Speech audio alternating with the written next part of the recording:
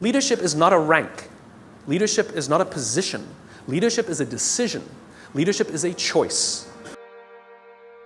It has nothing to do with your position in the organization. If you decide to look after the person to the left of you and look after the person to the right of you, you have become a leader. Sometimes you're the problem.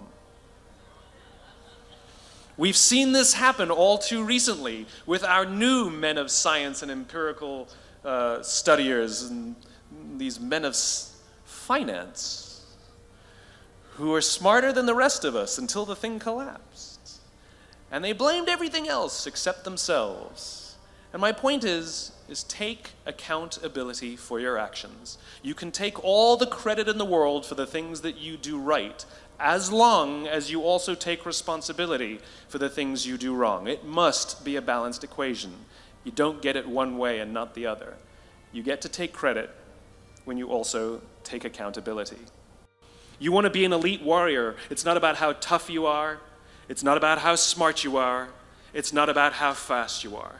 If you want to be an elite warrior, you better get really, really good at helping the person to the left of you and helping the person to the right of you. Because that's how people advance in the world. The world is too dangerous and the world is too difficult for you to think that you can do these things alone. If you find your spark, I commend you. Now, who are you going to ask for help, and when are you going to accept help when it's offered? Learn that skill. Learn by practicing helping each other. It'll be the single most valuable thing you ever learn in your entire life. To accept help when it's offered and to ask for it when you know that you can't do it. The amazing thing is when you learn to ask for help, you'll discover that there are people all around you who've always wanted to help you. They just didn't think you needed it because you kept pretending that you had everything under control. And the minute you say, I don't know what I'm doing, I'm stuck, I'm scared, I don't think I can do this, you will find that lots of people who love you will rush in and take care of you. But that'll only happen if you learn to take care of them first. You will be told your whole life that you need to learn to listen. I would say that you need to learn to be the last to speak. I see it in boardrooms every day of the week. Even people who consider themselves good leaders, who may actually be decent leaders, will walk into a room and say, here's the problem, here's what I think, but I'm interested in your opinion, let's go around the room. It's too late. The skill to hold your opinions to yourself until everyone has spoken does two things. One, it gives everybody else the feeling that they have been heard. It gives everyone else the ability to feel that they have contributed. And two, you get the benefit of hearing what everybody else has to think before you render your opinion. The skill is really to keep your opinions to yourself. If you agree with somebody, don't nod yes. If you disagree with somebody, don't nod no. Simply sit there, take it all in, and the only thing you're allowed to do is ask questions so that you can understand what they mean and why they have the opinion that they have. You must understand from where they are speaking, why they have the opinion they have, not just what they are saying. And at the end, you will get your turn. It sounds easy, it's not. Practice being the last to speak. That's what Nelson Mandela did. Remember this. As you gain fame, as you gain fortune, as you gain position and seniority, people will treat you better. They will hold doors open for you. They will get you a cup of tea and coffee without you even asking. They will call you sir and ma'am, and they will give you stuff. None of that stuff is meant for you.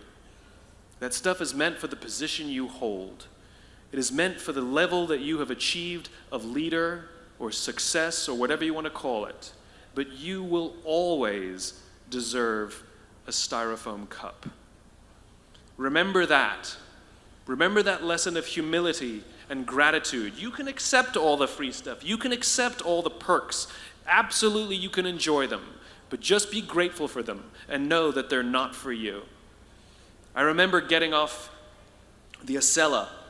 I took the Acela from New York to Washington, D.C., and I got off the train like everybody else, and I was walking down the platform like everyone else, and I walked past General Norty Schwartz, who used to be the chief of staff of the United States Air Force, the head of the Air Force.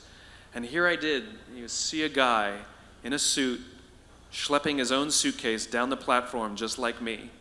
And just a couple months ago, he was flying on private jets and he had an entourage and other people carried his luggage. But he no longer held the position, and so now he got to drag his own suitcase. And never did it sort of remind me more that none of us deserve the perks that we get. We all deserve a styrofoam cup. Leaders only have one thing: they have followers. A follower is somebody who raises their hand and volunteers to go where you're going. They raise their hand and volunteer to go in the direction that you're pointing. And so to lead others means that you have a clear vision of a world that does not yet exist, a world that could exist. And by articulating that cause, that vision, that purpose over and over and over again, it inspires people who believe what you believe, who want to see that world built, to join, to go with you, to figure out ways, you know? And so for me, in my work, what leadership means is articulating this world in which the vast majority of us wake up every single day, inspired to go to work, and come home every single day fulfilled by the work that we do. That doesn't mean we have to like every day, you know, but we can love every day. You don't like your children every day, but you love your children every day, right? And so the more I talk about this world that does not yet exist yet, because right now the world we live in, the vast majority of people, 90% plus, don't love what they do. They may like it, but they don't love it. When I talk about this world, it inspires others who believe what I believe and want to see this world built, join up and figure out in their own way how to advance that vision so it becomes real. I despise the fact, I lament the fact, I curse the fact that so few people get to say, I love my job, as if they've won some lottery. You know, you go out with your friends and somebody says, I love my job, and everybody goes, oh my God, you're so lucky. That to me is madness. Everybody, the vast majority, should get to wake up and say, I love my job. It is a right, it is a God-given right that we should love where we work, and we should demand it. We should demand that our leaders provide an environment in which we want to come, where we want to care about each other, where we feel safe to express our vulnerabilities and our fears and our concerns, that we're open to correction and discipline and feedback, that we're not defensive because we know that it's being given to help us improve and grow, and we want to improve and grow. And in turn, we will help others improve and grow. Because when we feel safe, when we feel that our leaders care more about us than a number, they care more about our lives and our confidence and our joy and our skill set, more than some short-term gain, that they care more about our priorities than the priorities of some disinterested external constituency, then we will respond in kind, and we will offer our blood and our sweat and our tears, and we will make sacrifices of all kinds to see that our leader's vision is advanced and that this company continues to thrive, not for them, for ourselves. It becomes deeply personal. It becomes something we love contributing to. I talk about it all the time. Working hard for something we don't care about is called stress. Working hard for something we love is called passion. And I'm tired of listening to CEOs saying, we only hire passionate people. You don't even know what that means. How do you know that they're passionate for interviewing and not passionate for working? You know, every person on the planet has passion, right? We just don't all have passion for the same things. Give me something to believe in. Give me something to believe in. Give me the opportunity to contribute to something. Allow me to make mistakes and try again. And you'll have passion up the wazoo.